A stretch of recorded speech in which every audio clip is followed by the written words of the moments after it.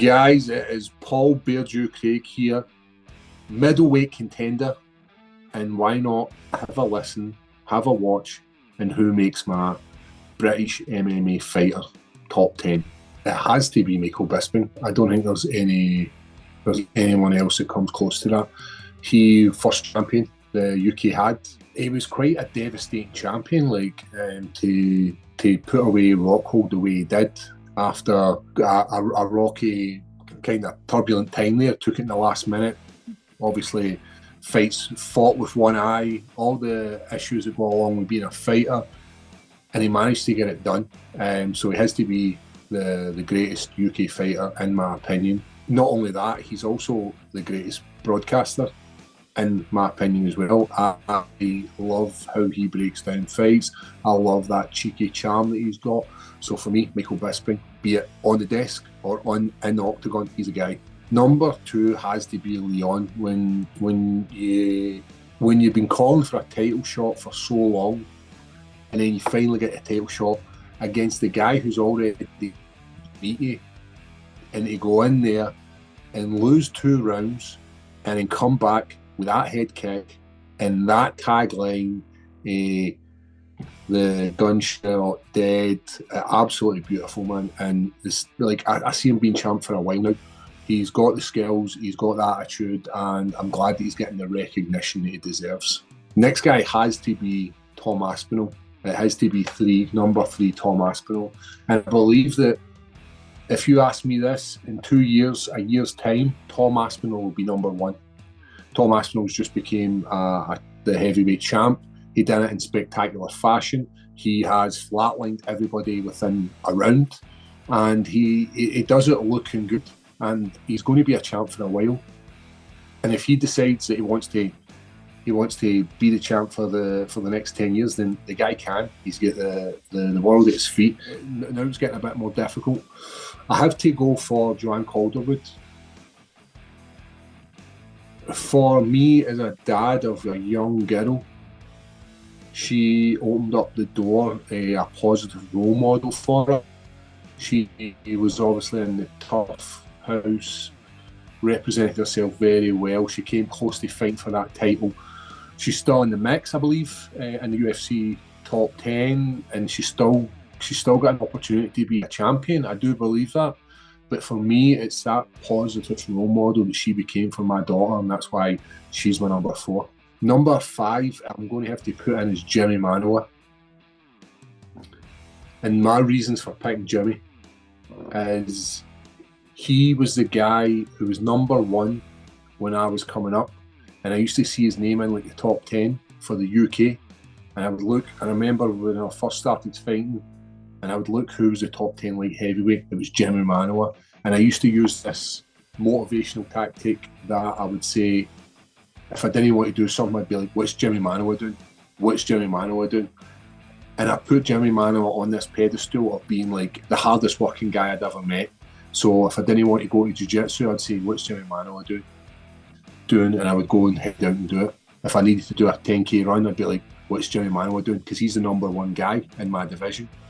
And I just kept pushing until I got to where Jimi Manuwa was. Very lucky enough to get an opportunity to train with Jimi Manuwa a few times. I've partied with Jimi.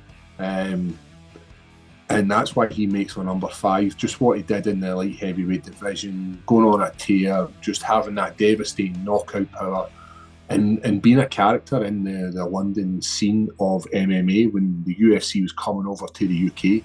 He was the guy who you could bank on. Jimi would bring the heat, so that's why he makes it. But there's obviously other names in there, like guys like Dan Hardy, who became a guy I looked up to as well, like a pure mixed martial arts game student. He was the guy who looked at all the different martial arts, and he would. His breakdowns are incredible. Everything about the game, man, is so professional in the world of mixed martial arts. But there's guys in there like Arnold Allen, who I think, I know he just recently had a title opportunity where he's run, he deserves to be in that top 5 as well, and that's why it becomes really, really difficult. And I believe that Arnold Allen will take another run at the title. young, he's hungry. I really enjoy him as a fighter. Another fighter who's like, I believe is Nathaniel Woods, the prospect, like that kid. Like, I know he obviously lost his last fight there, but I do believe that it was closer than like the judges were scoring it. Like, I believe that he won that. But I always find it hard to score against a UK fighter because I want these guys to win. So that's why he would go in that next spot. After that, you're probably looking at Darren Till. He's the next guy who did amazing stuff for the UK scene. He was the guy who headlined Liverpool. He was the guy who put a beating on Cowboy.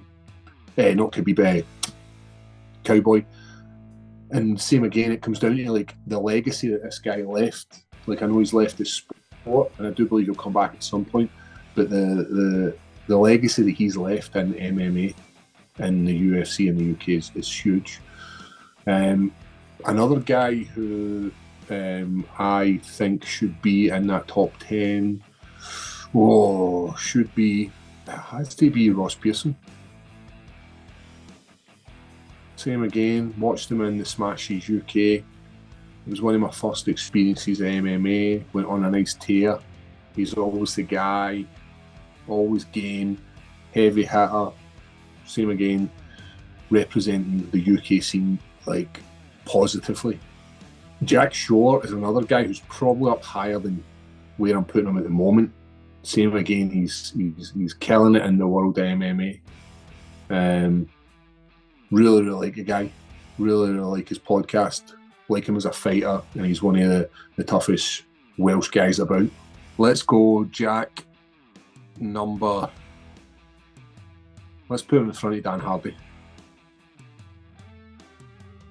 Yeah, I think that's where it is. You've obviously got guys like Mokaev, who's like an up-and-come guy, who's get championship material written all over him. So, like, if this was a list of who's going to be in that top 5 in a year's time, he's the guy who's there. So he's probably just in that outskirts of that top 10, but he's an amazing fighter.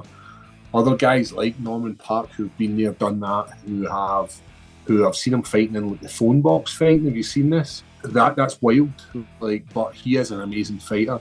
Same again, watched him in the tough house, representing MMA in a positive light. You've got guys like Brad Pickett who, the same again, have been there, done that. They've fought on all these UK cards. It comes down to me, like, if you make the top 10, you represent MMA, UK MMA at the highest level. You've got guys like Semtex Daley, who's got the power in his hands, who was always a fan favourite. I'd love to have seen him doing a little bit longer in the UFC and going on a bit of a tear. MVP as well. Same again, I'd love to see him in the UFC. Seeing how, I know it's potentially coming, but I love his style. But it comes down to me, like, has he fought the same level of guys that somebody like Jack Shore or Dan Hardy's fought? I don't think so. So that's why he doesn't make my top 10. But it's a list. It's a list. You've still got Paddy and Molly, and they're obviously selling out stadiums. But when it comes to their fan favourites, whereas if this is fight favourites, then this is my list. And you've obviously got the Bear there, fine head of hair, and I believe that given a few years, he will be a champion, and maybe I'll make somebody else's top 10 one day. Guys, thanks for the love and support. There's a lot of people who help me get to where I am, but it comes down to fans. This is an entertaining sport, and it's all about the entertainment. And if you're not entertained, then you're not going to support the Bear Jew. But it comes down to the fans. So thank you very much for the support and love.